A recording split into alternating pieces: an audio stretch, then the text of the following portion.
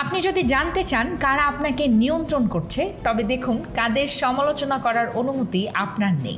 বিখ্যাত লেখক ও দার্শনিক ভলটেয়ারের এই কথাটি ক্ষমতা এবং নিয়ন্ত্রণের একটি গভীর সত্য উন্মোচন করে। সেটা হলো, যাকে প্রশ্ন করতে পারবেন না সেই আসলে আপনার উপর ক্ষমতা রাখে। সমাজে, কর্মক্ষেত্রে, এমনকি পরিবারেও লক্ষ্য করুন কাদের সম্পর্কে খোলামেলা কথা বলতে ভয় লাগে, কাদের সিদ্ধান্ত নিয়ে প্রশ্ন তুলতে দ্বিধা হয়, কাদের ভুল ধরিয়ে দিতে সাহস হয় না।